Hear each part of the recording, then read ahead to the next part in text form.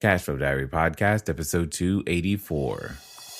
Welcome to yet another exciting episode of the CashFlow Diary Podcast, the podcast that teaches you insider tips, tactics, and strategies for creating leverage streams of cash flow into your life. Learn from top-performing entrepreneurs, business owners, investors, and thought leaders from across the globe as they share their secrets to success. Like what you learn on this and other CashFlow Diary podcast episodes? Go to learninvestingnow.com and sign up to receive powerful tips and information that will help you succeed as an entrepreneur and investor. Now, here's your host, investor, entrepreneur, business owner, educator, speaker, author, and master facilitator of Robert Kiyosaki's cash flow game, Jay Massey. All right, and welcome to another episode of the CashFlow Diary Podcast. I am your host, Jay Massey, and I'm glad that you're here today. Here's why. Because we have something that I would consider to be an anomaly to talk about today. You guys have heard me say in the past, how many of you have ever had a professor, like an economics professor, who actually owned a business? Like, just think about that. You've got occasionally individuals who teach something that they haven't done in the university environment. And today I'm so excited. Why? Because we have a professor who's actually owned a business talking about business. And that's just exciting to me because he has taken a very unique stance, not only in business, but you and I will be able to glean from him how to bootstrap it, how to build it really close, because he's talked to hundreds of entrepreneurs. Now, when I say 100 entrepreneurs, I mean, in this particular case, exactly 100, because he did this while bicycling across the United States, which I'm like, okay, this guy has so much to share with you and I. In fact, he's shared it with a ton of people because he's appeared on Great Day America, First Business from Washington, Voice of America, Good Morning Chicago. He's been around the block. He is now here to share with you and I some of the principles for the Main Street Entrepreneur, which, by the way, happens to be the title of his new book. Help me welcome none other than Mike Glauser. Mike, how are you? I'm doing great, Jay. Thanks so much for having me. I'm excited to visit with you. Not as excited as I might be because you have so many things going on and you do them in an interesting way. I mean, from deciding to ride a bike across, first of all, just deciding to ride a bike across America is interesting enough, but then interviewing entrepreneurs along the way, I'm like, okay, there's a lot we have to talk about. But before we get there, I got to ask you the question that I ask everybody the first time they're here. When I look at today's entrepreneurs, and of course you are clearly one, a lot like yesterday's superheroes. I think entrepreneurs and superheroes have a ton in common. For example, we occasionally get dressed up. We save people with our special skills and in various different ways. And occasionally, I do wonder if there is a cape flowing from my back. But at the end of the day, what it comes down to is before Spider-Man was Spider-Man, he was just a normal person. He had an origin story. So before building your own enterprises, before teaching, before the books, before speaking, before helping all of the individuals that you have helped, what we want to know is who is Mike Glauser? Good. Okay. Well, when I was young, I had this fascination with building organizations for some reason. I just thought it was so cool to build an organization of people that really liked working together, that was very effective in achieving important goals and very efficient in achieving those goals. And I just thought that would be so awesome to know how to do that. And so I went to school, and when I was in college, there wasn't a major in entrepreneurship. So I pieced together this really wonderful interdisciplinary degree I call organizational studies. And I went straight through and finished my PhD when I was in my 20s. Wow. That's how nuts I was. Wow.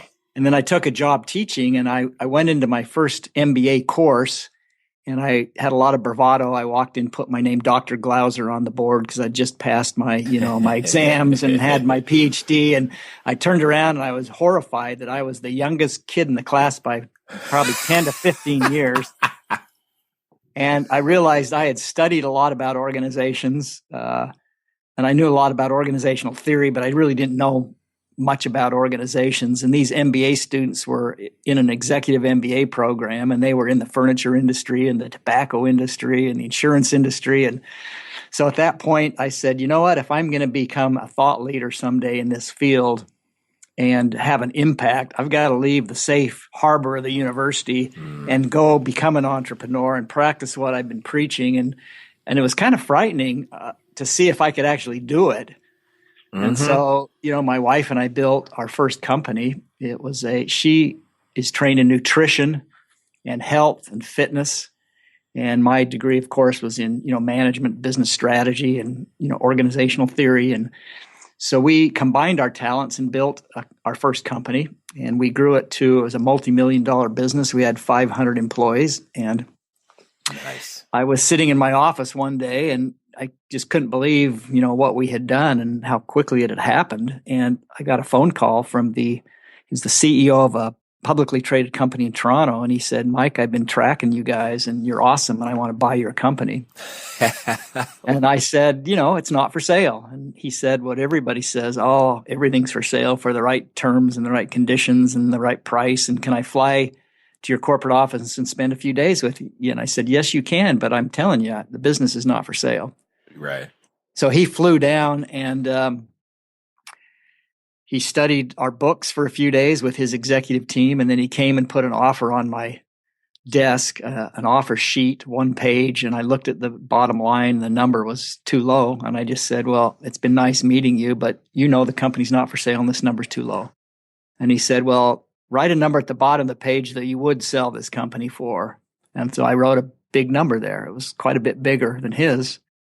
And he said, okay, I'll come back tomorrow and tell you what we think. And he came back the next day and said, we're gonna give you this amount for your company under 2 conditions. One is we're moving the office to Dallas, and we'll take some of your staff members, but we really don't need you or this office here. And I said, great, because I had thought about this and I didn't want to run a company I no longer owned. And then the second thing, he looked at me very seriously, and I could tell he was worried. He thought maybe I would be upset about this next point. And he said, this is a deal killer. He says, you have to take cash. So I held a look of consternation as long as I could. And I said, right. I talked to my board that night, and they said, yeah, if he'll offer that much, let's merge with him, because it was a good industry buy. It was a nice thing it was a nice home for our business. And so I said, okay. But anyway, so I had that experience teaching, loving organizations, wanting to create them.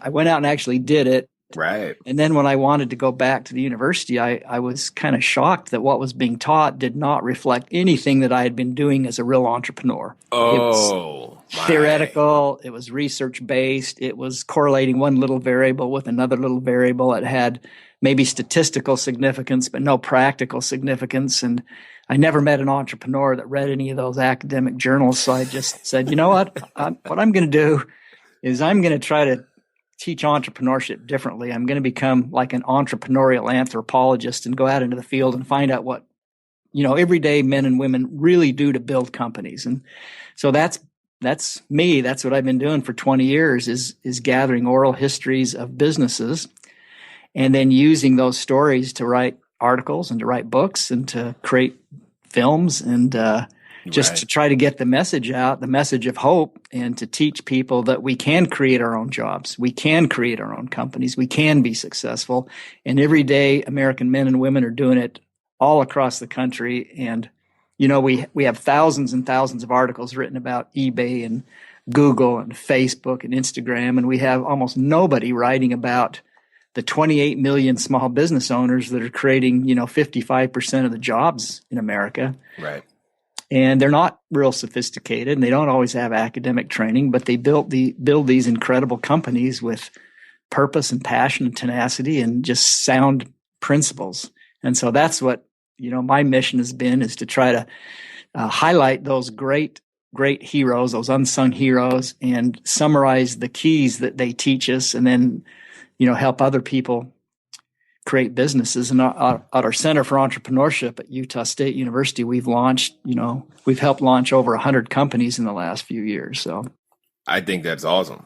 I mean, I was already fascinated, like, and hopefully everyone listening, you get why I was fascinated with the idea of riding a bike across the country, but let alone interviewing entrepreneurs and then understanding that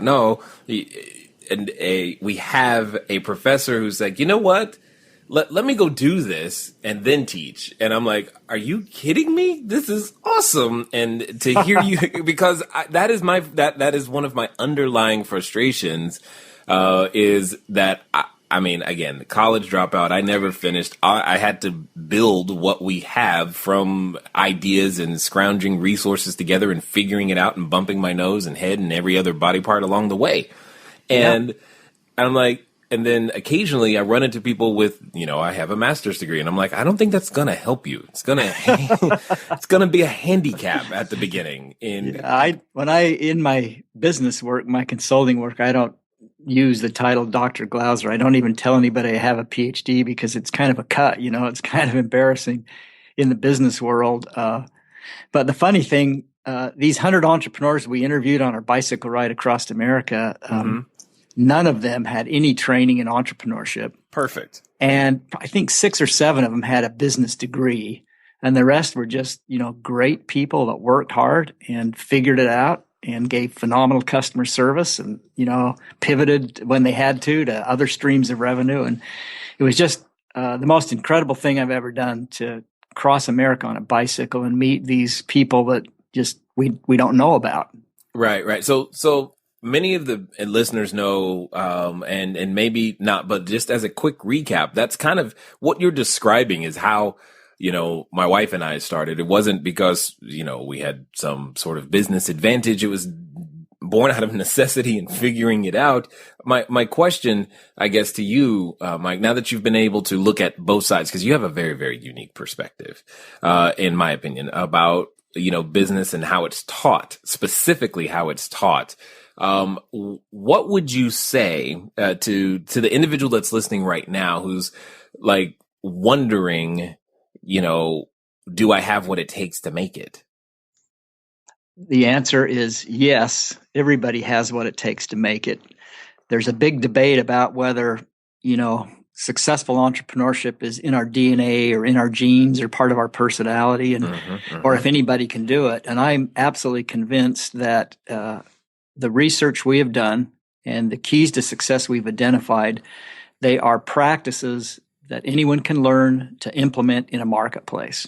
Now, you need some passion and you need, to be able to talk to people. There's some personality characteristics that have bearing, but really we can teach anybody how to implement a set of practices into a marketplace. And we believe the keys to success we've identified will increase your odds from 50-50 for success to about, 90-10 if you follow the practices. And the book actually documents from A to Z what you have to do to be successful. And it's not me, this professor, preaching this. It's these entrepreneurs all across America teaching the principles through their stories. And that's what I like about it. That's what I like about you. It's not theoretical knowledge. It's what I would call street knowledge. If you actually want to get something done, here's what you need to do. No more, no less. So you said something that I thought was interesting, though. You said there were some skills that had bearing as it relates to personality, because typically I know, when you're considering this new thing, it requires a change of the person to some degree. It requires a change of skill sets. Have you found, say, across the studies and research that you've done, that how important has the willingness of the entrepreneur to grow personally, how important has that been in their, success table? Well, that's absolutely critical. Being humble and having your ears open and finding a brain trust of mentors to teach you quickly to jumpstart your venture is one of the keys to success. People with a lot of hubris that are kind of cocky, that think I've got the greatest thing there is and everyone's going to love it, they usually don't make it. But if you're a little bit scared and you are open to learning everything that you possibly can and listening to people that have been there and done that, that's a very important part of this. We found that this is one of the keys to success is these successful people had a lot of mentors. They were very honest about who they were and what they had and what they didn't have, and they identified people that could help them fill in the missing pieces. And they went out and they just said, "Hey, I love what you're doing. You're one of my role models. Is there any way I can meet you for lunch, or can I take you to breakfast once a month? You have to eat, so can I bring lunch to your office every other Friday?" And they weren't afraid to surround themselves and build this puzzle of mentors that saved them so much time. The mentors kept them from the bumps and bruises, and most important, they introduced other contacts to them that could teach them them about manufacturing and accounting and UPC codes if you were in retailing, and so just being open to learning, and then having to shift gears. We call it the pivot, but they would launch something and it wasn't quite working, and they'd have to come back and rethink and maybe repackage or reprice, or maybe even look at a new channel of distribution. So that willingness to learn and be open to other people that know more than you do is critical. And then just the work ethic. Malcolm Gladwell in his book Outliers talks about the 10,000 hour principle. Right. And he's shown that to be good at anything takes 10,000 hours. And if you're doing it, full time, that's about 3 to 4 years. And so they were willing to work hard, but it wasn't a drudgery because they were passionate about what they were doing. They had a driving purpose, but they worked very, very hard. It's not for the faint of heart or people that just want to make a lot of money quick and not do anything. So, and because you're bringing up some very, very common points that happen today is like, something happens, maybe they had a bad Friday and all of a sudden, hey, I'm going to be an entrepreneur today and start a business. But what you're kind of bursting some bubbles in some sense, as it's not overnight. It does take time. I guess my question is why don't we see more people actually take this plunge or this leap? I think that people don't understand how to do it, and they don't believe that they can do it. So, for example, at the university, we have all these business students that all want to be entrepreneurs, and they're trying to figure it out, but they don't have good ideas, and they don't have any technology. They don't have products. Then we go over into the engineering school, and these students have incredible ideas, and they have technology, and they all have to design a project each year, but they're really fearful. They don't believe they can build a business because they don't know anything about business. So we bring them into our center, and we put together diverse groups of students from a variety of backgrounds. And very quickly, these engineers realize that, hey, I can do this. This is not as hard as I thought it was. And they get excited about it, and they launch, great little companies. And so it's really a matter of, I think it's two things. It's, inspiration. You have to see role models and be inspired and feel like, wow, if he can do it, I can do it. And then number two is you have to just learn the basic principles. And that's what the book Main Street Entrepeneur is all about. We said, after studying all these entrepreneurs and listening to hours and hours of tape, we have come up with the common practices that the successful entrepreneurs do that those who fail do not do. And the book takes you right through the steps. It shows you what has to happen if you want to really up your odds.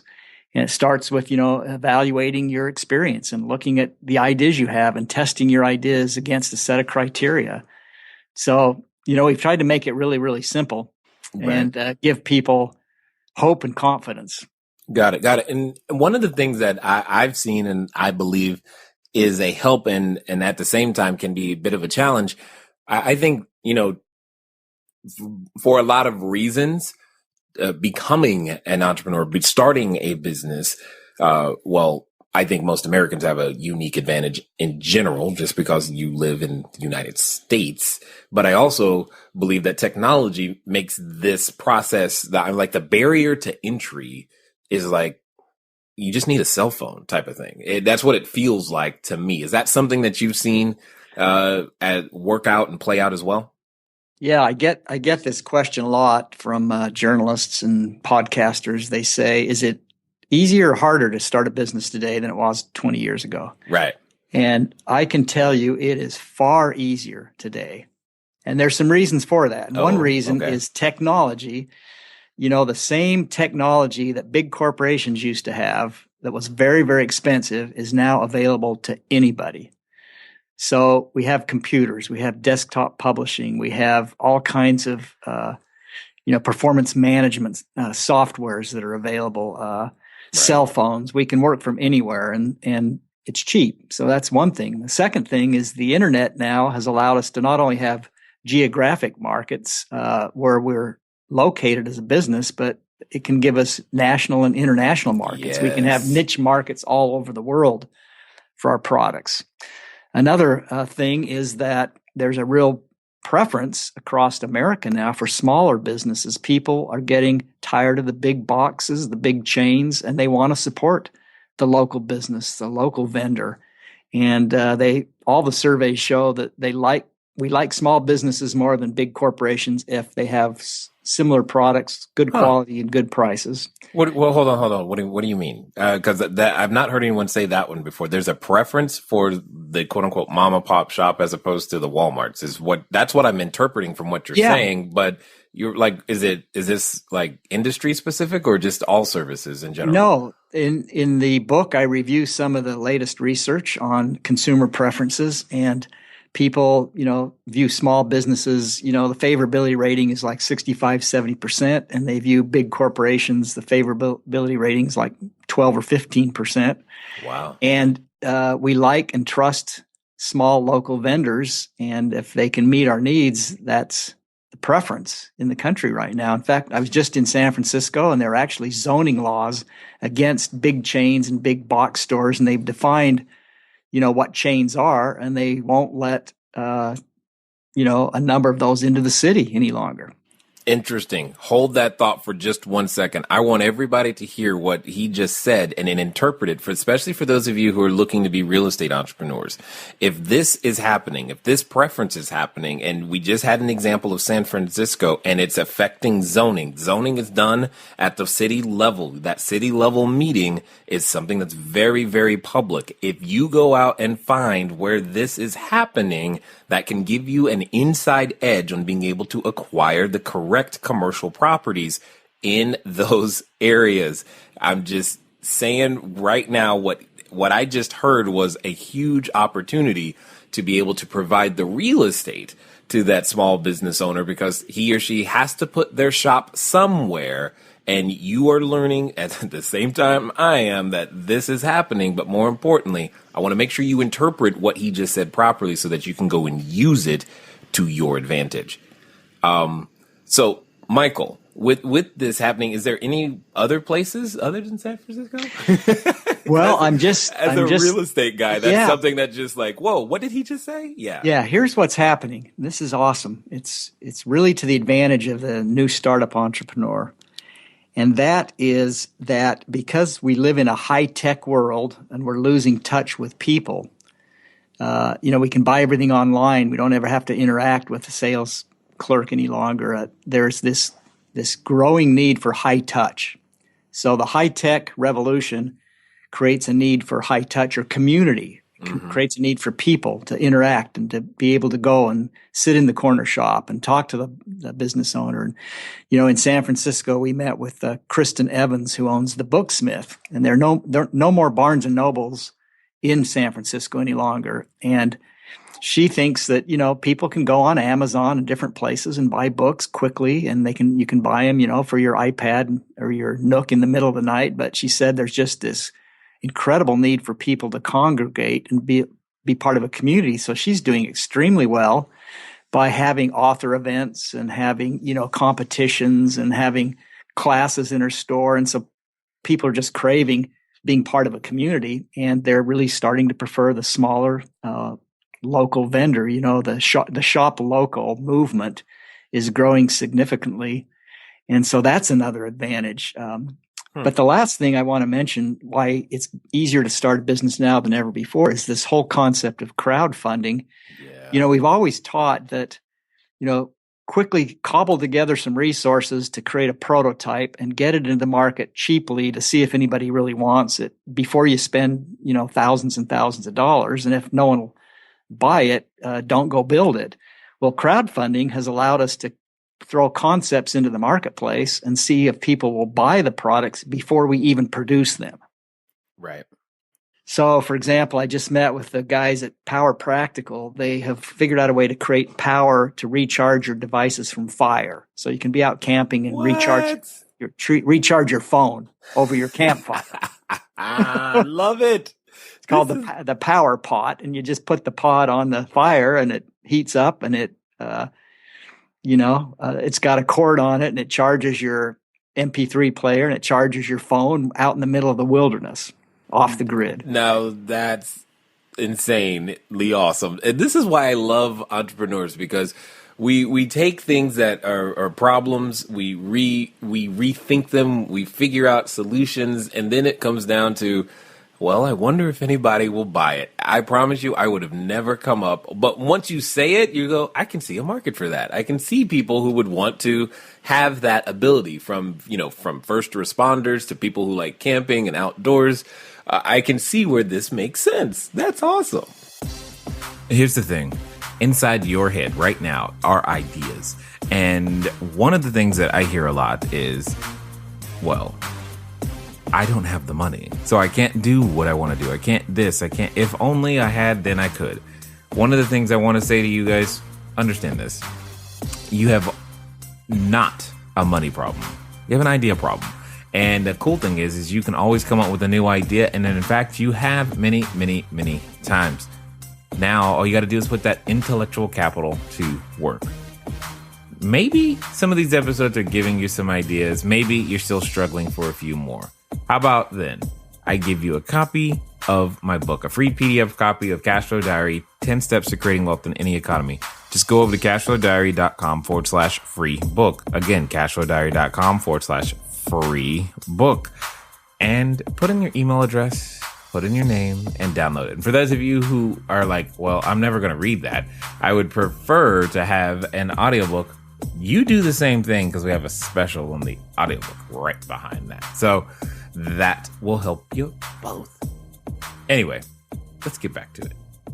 So here's the cool part of the story is that they were campers, and they, loved music. And when their devices would die, they'd get real frustrated. So they thought, if we create something like this, I wonder if other people will buy it. So they put a campaign on Kickstarter, and it funded very, very quickly. They far exceeded their goal, and it was so successful that they now, every time they create a product, they get tons of feedback from their backers. They have 24,000 backers now, and they say, hey, what else do you need? How about this?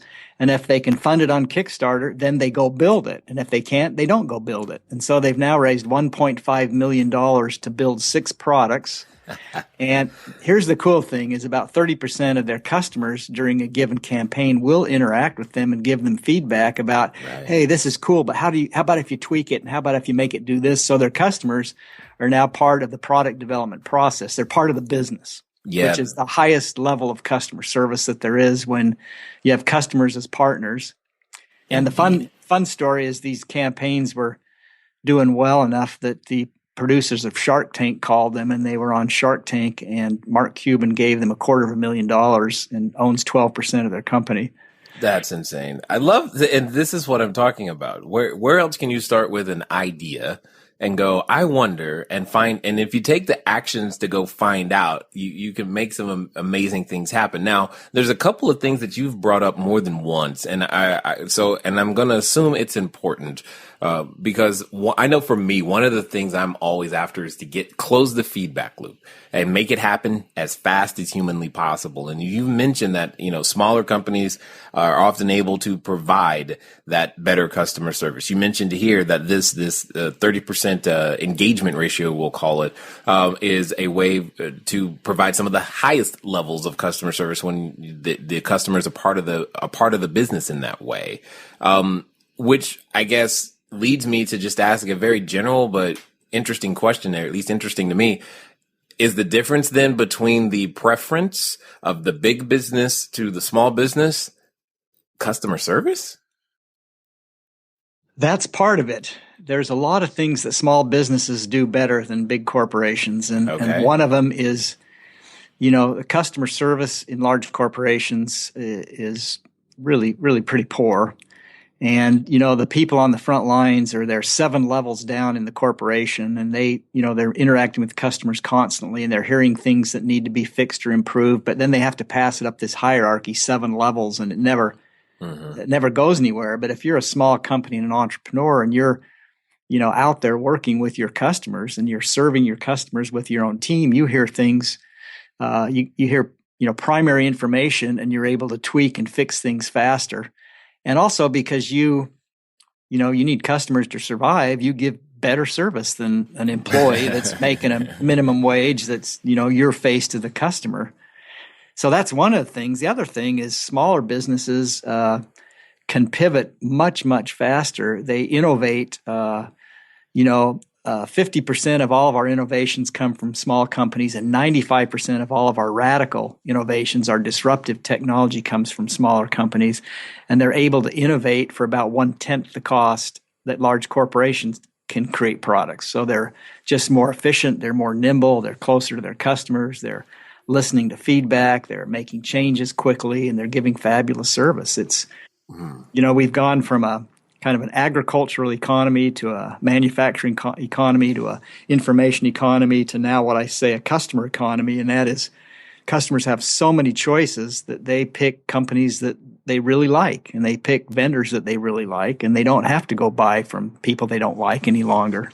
Yeah. Well, what do you think drives that ability to innovate? Is it just the fact that, hey, we're fighting for survival as the small business person, so it's like we better listen, we better move quickly, or is there something else that's driving that ability to innovate and pivot and change? I think I get this question a lot. In fact, I just wrote an article. It's called "Are You an Innovator or an Executor?" And there's a little quiz. It's at entrepreneur.com.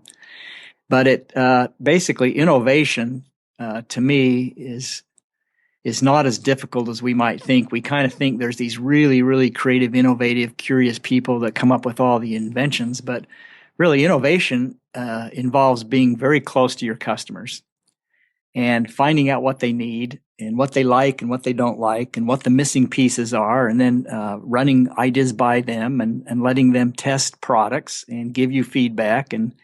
And because smaller businesses are more closely linked to their consumers, they hear a lot more about what is needed than, think of this, the strategy guys in the big corporations are, 8 levels up the pyramid at the very top, and they're so far removed from the edge of the organization or the boundary, they don't have any clue of what's going on. The show Interesting.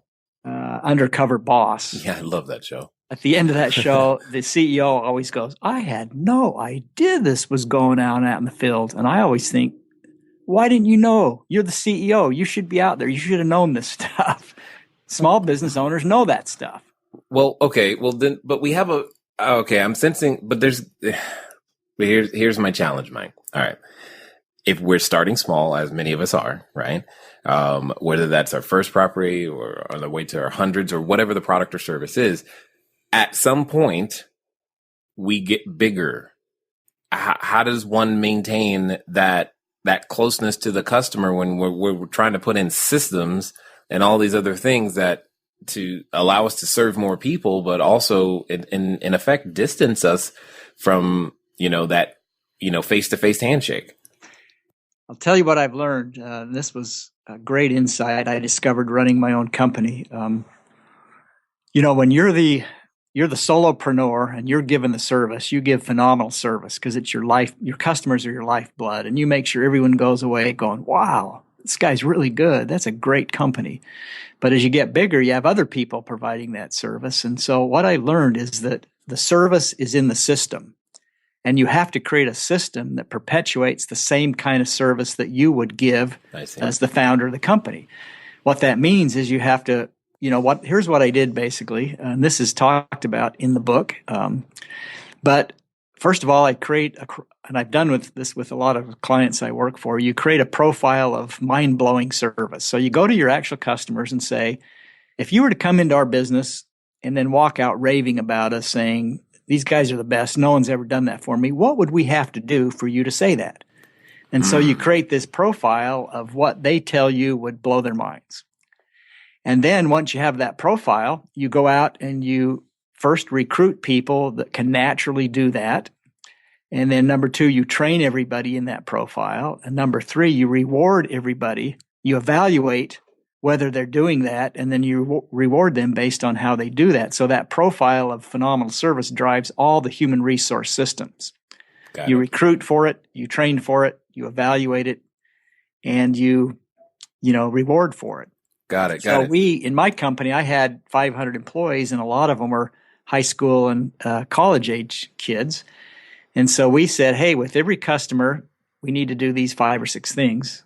And we're going to evaluate. We have customers that are going to evaluate how well we do on that. And we're going to give you feedback on how well you have done. And the opportunities are to those that do well. And then we're going to actually share the earnings with you. If we can do well and grow this store and grow our revenues and customers are raving about us, we're going to share the earnings from you. So we created this entire system, and every employee knew exactly what they were to do. And I published this newsletter of the best stories every month. From the managers would send me stories of what the employees were doing with our customers, and I'd publish about 20 of those, and I'd go give those employees, $200 in cash.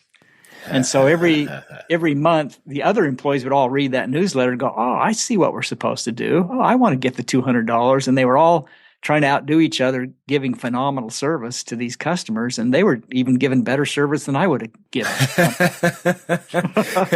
So that's the key. The service is in the system. The system will give you whatever behavior it's designed to give you. And if the system focuses on, evaluates, rewards customer service, your employees will do it. Got it. Okay. I like this. I like this a lot. And hopefully those of you realize that was one of those moments where stopping from washing the dishes and being on the treadmill was important to take some notes, because that was really, really awesome. Now, you speak a lot about how work, because we started to hint on that before because I just had to know that. I just had to know. But before we got down that path, you were starting to talk about the transition of, I'll say, employment or work, or how it's changing.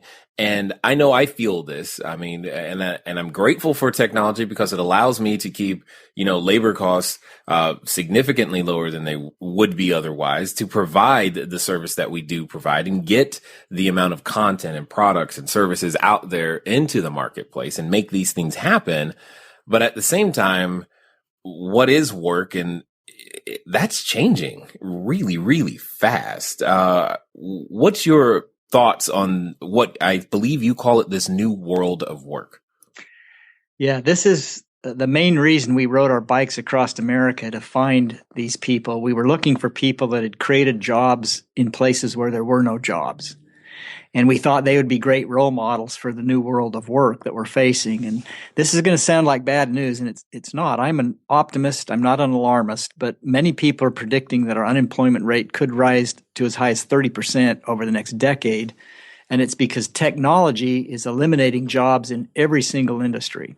Right. So there's been many studies done, one by Oxford University. They looked at 702 occupations, and they predict that 47% of those will be gone in the next 10 years.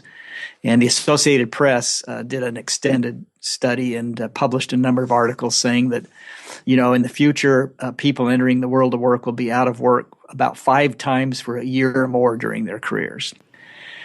Wow. And just all we have to do is look around us.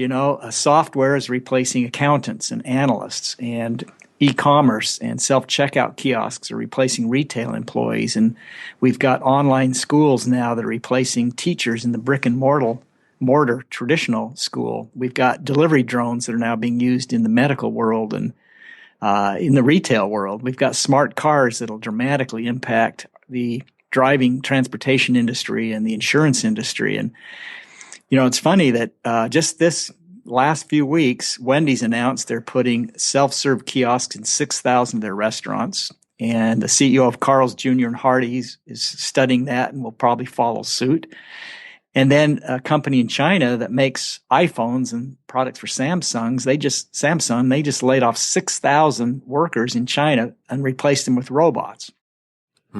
So, a robot in manufacturing used to cost 10 years ago maybe a couple $100,000. Now it's half the price, and it costs about $4 an hour to operate, and it'll replace 20 employees. And so what's happening is anything that can be automated is going to be automated. And it's going to eliminate a lot of the entry-level jobs and the, middle-income jobs. And so we were very concerned about that. We said, well, we've handled employment shifts in the past. We used to all work in, farming 100 years ago. Now only 2% of us work in farming. Right. And after World War II, 35% of us worked in manufacturing. Now it's only about 8 to 10%. So we can handle these shifts in employment. But the problem now is technology is accelerating so rapidly that there's going to be this period of time where we've got to catch up. We got to create new industries and we got to create new jobs. And in the meantime, many of us are going to probably have to create our own jobs and create our own companies and look at ourselves as me Inc. I'm my own entity, and I've got to create some revenue streams to provide for myself, and I've got to find needs to contribute to this community that are valuable. And if you go back, to the turn of the century, more than 100 years ago, there were no big corporations, and that's how our economy worked. We all found trades or professions, and we delivered those services in communities. The difference now, though, is the same technology that is eliminating jobs allows us to work from anywhere and build national and international companies with that technology. Indeed. And so we think there's opportunities, but what we have to do is we have to learn how to, work with machines and software and robots, create them and use them where it makes sense. But we have to figure out, how are we going to interface with that change and how are we going to contribute? And so, we rode our bikes from the west coast of Oregon to the east coast of Virginia and interviewed 100 of these solopreneurs and job creators that are building companies. And, they were moving to a town that they liked, and they were saying, okay, now I'm here. I want to live here. Now what am I going to do? And they taught us a ton about how to create your own company. Indeed. Now, in general, I've always thought of the process of eformalization or just doing more with less as a good thing. And I still kind of see it that way. But what you're saying is that there's a moment of chaos during the switch, for lack of a better way of putting it. Yeah, there'll be some pain. And so this is our mission is we are optimistic and we want to help. We want first, it's naive to not pay attention to this, and it's naive to think it won't affect you. Mm-hmm. So we have to face reality and say, okay, let's figure out how we're going to adjust. And one of the solutions is self-employment, and that's the one that we are trying to preach across the country. Is there another? You said one of the solutions. I don't see what other solution could there possibly be. When you're it's more or less because, so much more is accessible to each individual. We've got other countries now who also have access to the internet. There's nothing, their barriers to entry are lower. So they're having access to, customers just as well. We can get labor, like I said, significantly less. And in my world, when it comes to rehabbing a property, that has a lot to do with where I'm going to choose to rehab these properties is what my labor costs look like. So it's like, I don't know what other options there really, really are when, small business can continually eat at, I'll say, corporate margin simply because of our ability to, as you've said, pivot and give better customer service and put these systems in place. What other option is there? Well, I think the safest thing we can do is take responsibility for our own lives and our own careers and gain some skills and meet needs in communities and have multiple streams of revenue and take care of ourselves. That's, I think, the best solution. That's my bias. But, there's going to be, some industries, there's going to be phenomenal jobs for people that are in the field of hardware development, software development, app development, robotics, big data management. The new jobs, the new high-paying jobs are going to be, around this change and the domination of technology. But those jobs, those new jobs, they're not going to come even close to replacing all those that are going to be lost in retailing and in manufacturing and in transportation and in shipping.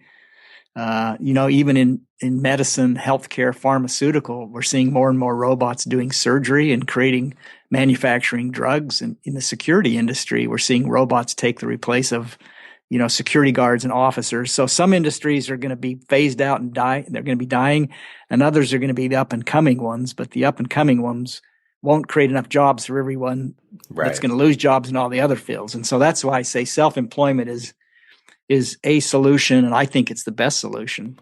Well, okay. And you as a professor at a university, I'm assuming at some point that shift has got to affect the workforce and the education system, because it's like, hey, I'm learning stuff that doesn't matter anymore. I'm assuming that it's got to make its way that far too. Yeah, and we're our company is called My New Enterprise, and we're trying to help with that shift as well. We're creating online courses and kind of moving where we think the market's going. And so we have about 8 university courses in the market that schools use. And then we have a course for the public that is just a complete how to build your own business course online. You can, again, find it at themainstreetentrepreneur.com. And it's 15 modules that it's based on the book and what we learned on this tour. And you can go and purchase a course like that for a very reasonable price, and it will feature all of these entrepreneurs and assessment tools and readings and exercises, and basically it teaches people how to do this all online. So we're shifting and moving to where we think the market's going as well as a company. Understood. And in fact, this is a good moment. I know that for the individuals that have made it this far, they probably want to know how to find out more about what you guys are up to. So what's going to be the best way for them to follow up with you? The best website about this work we're doing now is themainstreetentrepreneur.com. And it talks about the book there. It talks about our online training program, and it talks about the new full-length documentary we're making, and it introduces our Kickstarter campaign that we're allowing the public to basically help us produce this document, and giving phenomenal rewards for anyone that supports the project. But the mainstreetentrepreneur.com is where they'll learn about all these things. Excellent. Okay. So as we wind down here, I've got one more question that I got to ask, because I think this is going to be interesting to hear your particular answer. For the moment, let's pretend, Mike, that someone is listening right now and they're on that fence. They think they have the entrepreneurial bug or spirit or whatever they want to call it inside them. They think they've got a great idea. Yet, let's even go so far to say that they're standing in front of the superhero outfit store right now, ready to pick out their outfit and make this thing happen. But they still have that voice in the back of their head. That voice. And Mike, I know you know that voice. You've done battle with that voice. A lot of the people you have interviewed have done battle with that voice, because it comes up every time we want to go out there and think we could do something great. And occasionally it comes from people we're related to. But that voice is there in the back of their head, making them wonder, can I do it? Should I do it? Will it work? Will anyone buy it? And what happens when or if I fail? What would you say to that person if you knew they were going to do exactly what you told them in the next 48 to 72 hours? What would you say to them? Well, I would say that you can do this. I've seen so many people do it. And the difference between those that do and those that don't is simply execution. You got to go out and start, and you got to go out and try, and you got to commit to stay with it till it works. And so what we tried to do in this book, Main Street Entrepreneur, is really provide that inspiration and the role model, so they would say, hey, if she can do it, I can do it. Or if he can do it, I can probably do it. Because these are everyday men and women across the country. And it's just a matter of, going through the steps. If you take your idea through the steps, you have a great chance that a successful business will come out the other side, but you have to start. And the book really shows you where to start and how to take those steps. So I'd just say, do it. You can do it. I like it. I like it very, very much. I definitely appreciate you taking the time as well to contribute not only your knowledge, not only your experience, but your wisdom that you've gained from running your own business. Thank you. I hope there's more professors listening who take on that challenge and then sharing with everybody now. Hey, here's how you can make it happen too. I definitely appreciate you taking the time to share that with us today at the Cashflow Diary, sir. Thanks so much. I've really enjoyed being with you, Jay. All right, ladies and gentlemen, you know what time it is. It's time for you to move at the speed of instruction. What does that mean today? It means the Main Street Entrepeneur.com. Get over there. Why? Because you know you want to know all 9 keys to success. You know you need the wisdom and experience, and being able to learn from someone else's mistake is cheaper than making your own. So don't wonder, is this for you? It's for you. That's why you've listened this far. Go make it happen. It's been fun talking to you guys today, and you know I look forward to talking to you soon. Until next time.